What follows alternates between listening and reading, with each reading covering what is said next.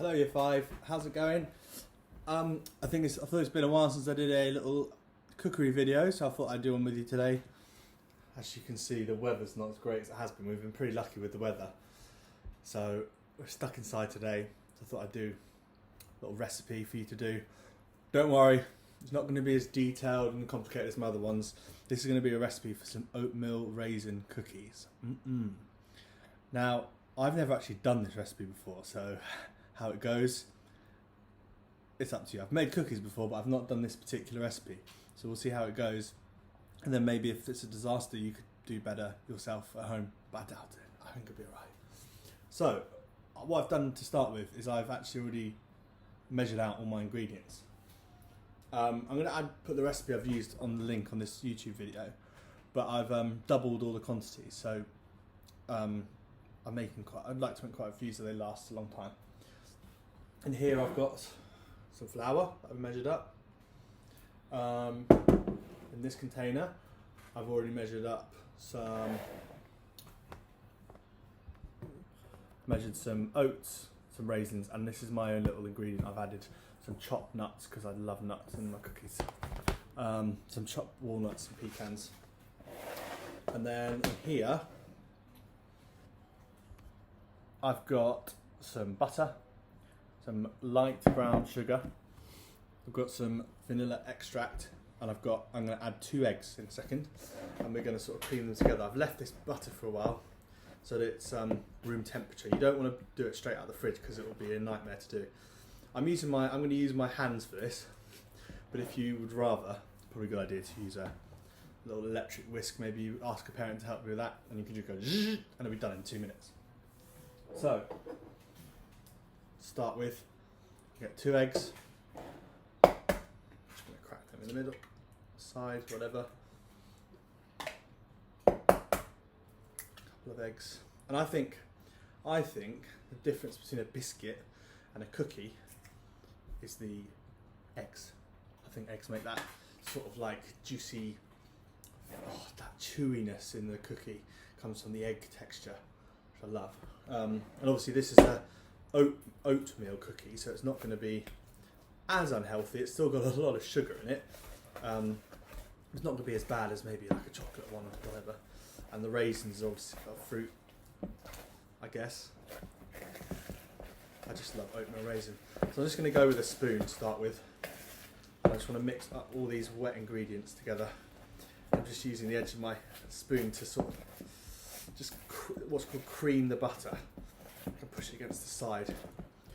So this is probably going to take me a few minutes, and you can already see starting to like mesh together. And I'm going to keep doing this for about 5 minutes. So I've been beating away at my butter, sugar and egg mixture, and it's kind of formed a bit of a stodgy looking creamy sugary mix, but I don't want to do anything with that yet, because what I'm going to do now is add my flour to make my dough. So that's flour, cinnamon, salt and bicarbonate of soda. And what bicarbonate of soda does, acts as like a rising agent, let the cookies rise and get all fluffy on the inside. So I'm going to get my flour, just going to pop it in, and then I'm going to mix this all in to make a nice dough. Nice and gentle, don't want to make a mess.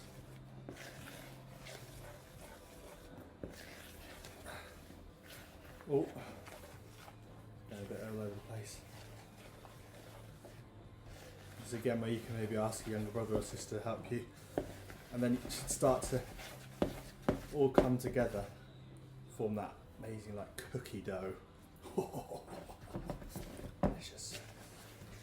But the fact we're putting in oats means that it's going to be pretty wet dough, because we're going to add some dryness with the oats we've done and the raisins. So it's, if I put that in the oven now, it would not stick together. There's not enough flour. And there's you can see a couple of bits of butter still in there. I haven't perfectly mixed it, but that's not the end of the world. Too much, not massive ones. I'll show you one. Can you see it starting to like come together? Nice and smooth. It's quite tiring actually. It's a good exercise. Mixing this all in. Right. So I've got my sort of semi-dough. It's not dough yet because it's still very wet. So I've only added a little bit of my flour. And now what I'm going to do, and then we're going to add the oats and the raisins in. This looks like a bit. And I'm also adding nuts because I'm being a little bit adventurous. Oats, raisins go in there. And now this is going to form my dough. So again, nice and gently. You don't want to rush it because you don't want to get it spill over like I've done. And you just want to evenly spread out everything.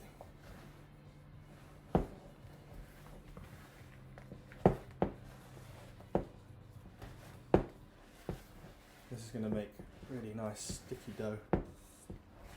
I know it's tempting as well to maybe have a little bit, lick the bowl, but be careful because that's got raw egg in it, so I would not recommend licking the bowl. If you've got like butter and sugar, you might want to lick the bowl a little bit, but I wouldn't lick the bowl when there's raw egg in the mix.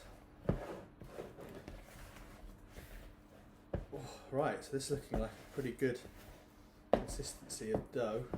But what's really important, the little step we need to remember, if I put that straight in the oven now, you know sometimes you see on TV or whatever where people make cookies and they just go, they spread out and do that.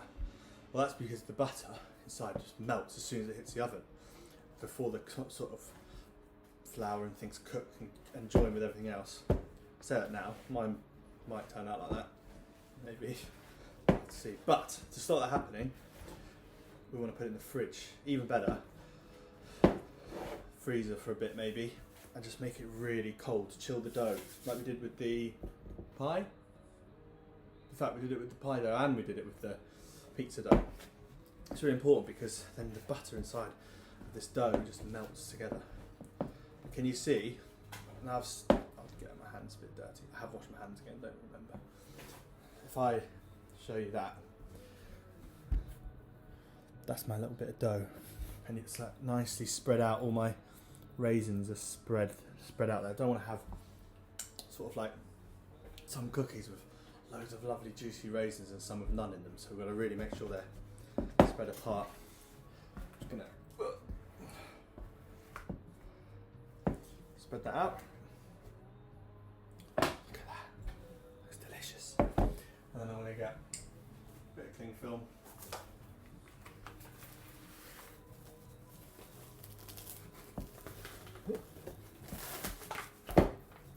Cling film my dough. And I'm going to leave that for about half an hour in the fridge, just so the butter just chills it together, joins in so it doesn't all go. I'll put it in the oven. Oh, and also don't forget, you can do this while the dough's chilling actually. I've prepared a baking tray with some non-stick greaseproof paper. So I've left my cookie dough in the fridge for about an hour actually. I left it a bit longer. I was off busy doing some bits and bobs in the house. Even in that time, look how good the weather is now. It was pouring with rain earlier, now there's blue sky and the sun, lovely. So, I've got my dough out of the fridge, and as you can see, there it is. It looks really, really good. All those sort of, it's like golden brown, it's got those oats in there. Now, to shape my balls of dough, I want to try and make them similar size. So what I might use is like a tool. You could just use your hands, but I found this. It's a little one of those little sieves. The perfect thing to use for this is a ice cream scoop, but I don't have one. So just improvise. It depends how large you want to make your cookies, really. But there's one I've done already. Can you see that size? So not too big, not too small, but what's going to happen, doesn't matter about the shape at the moment, because obviously it's got a lot of butter in it. Oops. It's got a lot of butter, that's just going to melt, and it's going to sort of spread out in that cookie shape. but hopefully it doesn't go like this because it's been in the fridge. We've got the right proportions, but we'll see when it comes out of the oven. The oven's on at the moment, it's preheating. So I'm going to get my little mould. It's not ideal, but ice cream scoop would be better. I don't want to handle it with my hands too much because, well, think about it, my hands are warm. I've got some cold dough. What's going to happen? It's just going to melt on my hands. But I might just want to prod it, and look, I filled out my little mould, my makeshift mould with some dough. I'm just going to pop it on my baking sheet that I did earlier. And it's really important when you're sort of putting them on the sheet is to, give them enough room because they're going to expand.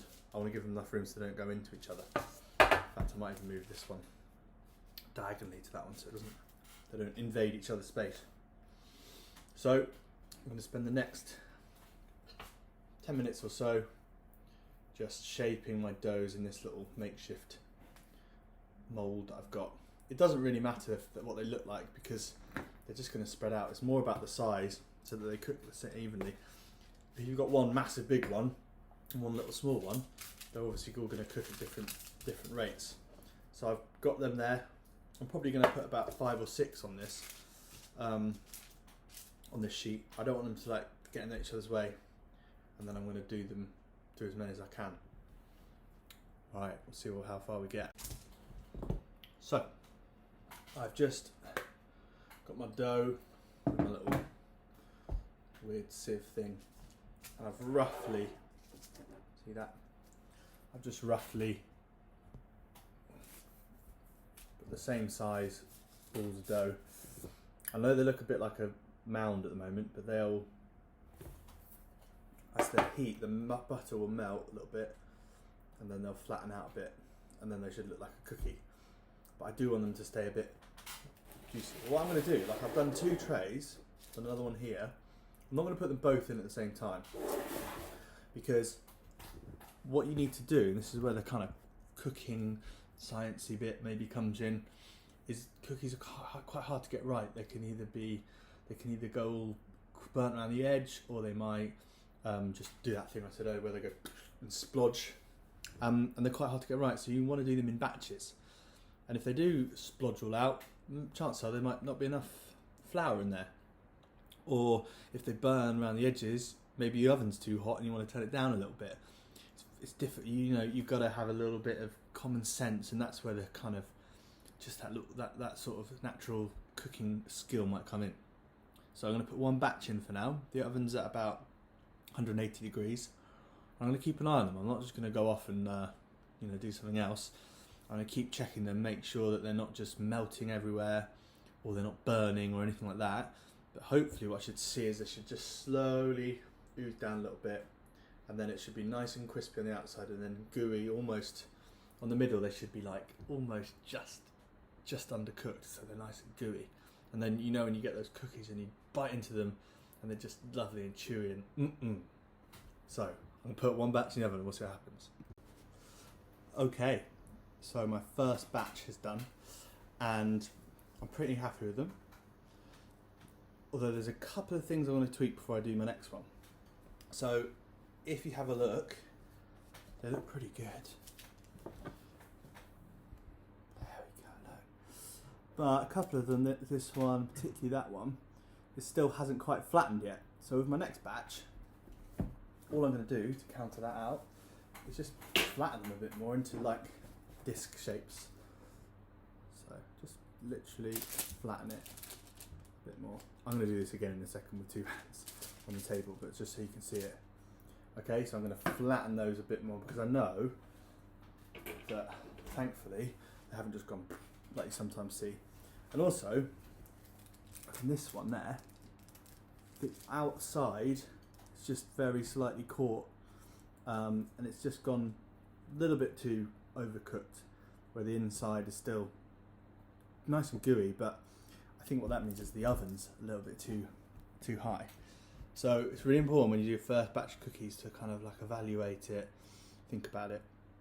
If they had just gone and gone everywhere, I'd probably get to my dough and just add some more flour, just a like literally like a tablespoon of flour, and just mix it in so that they stick together a bit more.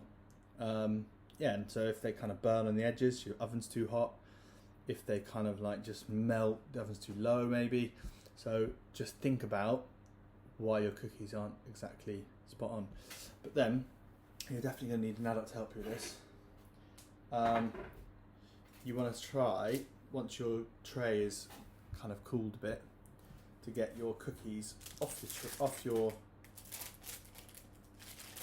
tray and onto. Oh, that was skill. Onto a drying rack. Okay. Definitely need to ask an adult to help you that bit, because this tray is quite hot. I'm gonna leave that to the side, let that tray cool before I put my next batch on, because if I put some more cookie dough on there, what do you think is going to happen? It's just going to go on and go. So I'm going to put my next batch in, flatten them first, turn the oven down, and hopefully they'll be absolutely perfect. Right, so I've just taken my second batch out, and I'm much more happy with these ones. If you look, they've sort of spread out a lot more, and they're evenly sized. They're not sort of fat in the middle, thin on the outside, and they've got a nice even colour. See that? In fact, if I go turn the light on, it'll probably make it a bit easier to see it. You can see, oh there we go, that's that golden brown colour all the way around, and they're nice and big and wide and gooey. And all I need to do now is transfer them onto my cooling rack. Just let them cool. That's really important, because even now the dough is still hot, it's still kind of cooking on the inside, so I'm just going to leave that to cool for a good hour or so, and then they'll be ready to eat. Hope you enjoyed that video, Year 5, and hope you have a go at cooking some cookies. Yum yum. See you later. There we go. Look at that. All the same size, all the same colour, and they're just the perfect. Look at that at the bottom. Just gooey and stodgy enough to hold together. I'm really glad that I did my first batch, because actually those didn't turn out as well as these. So if I put them all in at once, they would have all come out a little bit sort of dome shaped still. They wouldn't have been evenly cooked like they are. Oh, I'm looking forward to having one of these with a cup of tea tomorrow. Enjoy your cooking. Bye bye.